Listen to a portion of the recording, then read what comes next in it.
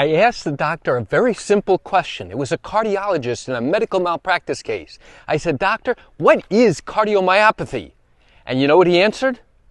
Come join me as I share with you not what he answered, but what my iPhone, what Siri answered. Hi, I'm Gerry Oginski. I'm a New York medical malpractice and personal injury attorney. Okay, this was a medical malpractice case. I was in the middle of questioning a cardiologist in a very significant case where we were claiming that the doctor failed to diagnose and treat an abnormal cardiac rhythm, an abnormal heart rhythm known as an arrhythmia. One of the things I was asking the doctor was his basic understanding of certain medical terminology in the field of cardiology. One of the questions I asked him was, "Doctor, what is cardiomyopathy?" And now there was a pause.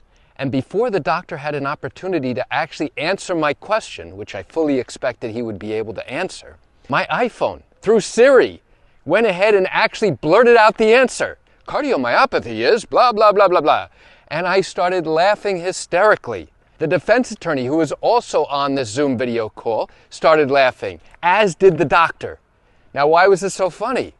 It was so funny because never in my wildest dreams did I think when I would be questioning a doctor during a pretrial question and answer session that is given under oath, where the doctor's answers to my questions represent his sworn testimony.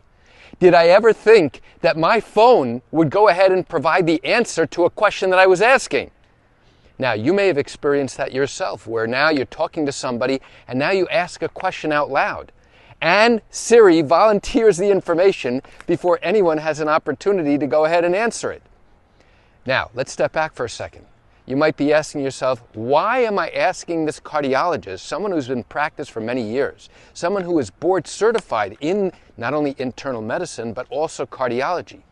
Why would I be asking him such a simple, basic question, such as to define what a particular medical condition is? Doctor, what is an arrhythmia? Doctor, what is cardiomyopathy? What are the signs and symptoms of cardiomyopathy? How do you recognize this particular condition? How do you treat this particular condition? And why am I doing that?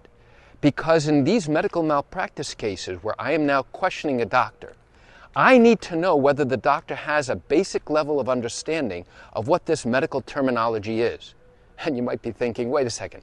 Why is it important that I try and understand if the doctor has an ability to understand and articulate what these basic concepts in medicine or cardiology involve? I'll tell you why. Because if the doctor does not have a basic level of understanding of what these medical terms are, what these conditions are, then how can we expect him to be able to properly treat patients, including my client, for this particular condition? So if the doctor were to have said, listen, I'm not really sure what this condition is, I've rarely seen it, I don't really treat it, I'm not sure what the signs and symptoms are, I don't really understand it. Now, what does that tell me? It tells me that this doctor clearly is deficient in the area of his specialty.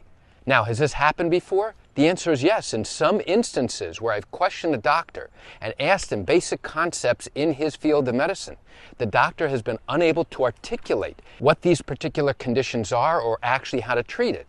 I had a case involving a neurologist where we were claiming that the doctor failed to diagnose a particular neurological condition. In that instance, the doctor was unable to explain to me what the cranial nerves 2 through 12 were. He was unable to identify what the anatomy was.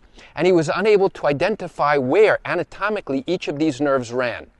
Now, you should know that a neurologist, certainly a board-certified neurologist, should be able to do that without a problem because this is what they do on an everyday basis. In that case, this particular neurologist I was questioning was unable to articulate that. And that was a huge deficiency, and it became so obvious just by asking this doctor some basic questions about his knowledge of the anatomy.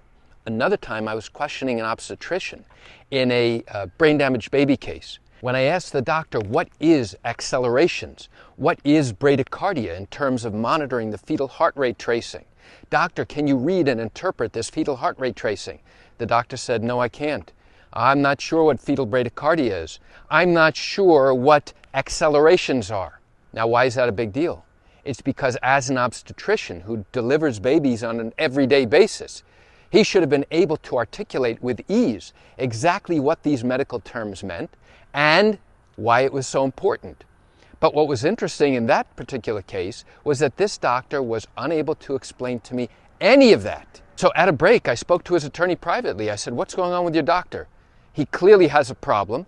He denies having any medical issues that is causing him to have an impaired ability to understand or to recall what these terms are. Do you have any knowledge as to what's happening?" She said, "No, I don't, but it's quite clear that he doesn't have a clue as to things that he should know." So when we went back on the record and I continued questioning the doctor, I would ask him additional basic things that he should know. "Doctor, what does it mean if a baby is at 0 station? What does it mean if the baby's now at 2 station? What does it mean if the baby is now at +2 station? Have you ever used forceps before?" "Well, I'm not sure." "Doctor, you've been in practice 30 years. What do you mean you're not sure? 10 years ago when you delivered this child, did you have an understanding of what this condition was?" "Yes." "Did you have an understanding of what this particular term meant?" "Yes, I did." "Do you have an understanding now?" He's like, "No, I don't." "Doctor, is there anything impairing your memory?" And so why is that important? Because if the doctor is unable to answer these basic questions, unable to articulate what these basic terms are, then now I know that there's a clear deficiency. And in the obstetrician's case, I think it had to do with mental deterioration. I think there was an underlying medical problem there, whether it was Alzheimer's or some other significant issue. But at least it gave me the knowledge that this doctor had a severe problem. Going back to my question about why I asked this cardiologist the question of what is cardiomyopathy, you might be saying, "Wait a second, this doctor's likely in practice for many years. He's board certified in internal medicine. He's board certified in cardiology. Shouldn't he know this information?" That's exactly my point. He should know it, and it should be a very simple question and answer. And if it's not, now it becomes more interesting. "Doctor, did you know that information? Did you learn about that in medical school? Did you learn about that in your training?" "Yes, I did. Yes, I did." "Are you able to tell me what that condition is?" "Well, I'm having a little difficulty remembering it." "Okay, let's move on to the next question, doctor." So why do I share this quick information on a beautiful morning walk? I share it with you just to open your eyes and to help you understand how these types of cases work in the state of New York. I realize you're watching this because you likely have questions or concerns about your own matter. Well, if your matter did happen in New York and you are thinking about bringing a lawsuit, but haven't done so yet because you still have questions that need to be answered, what I invite you to do is pick up the phone and call me.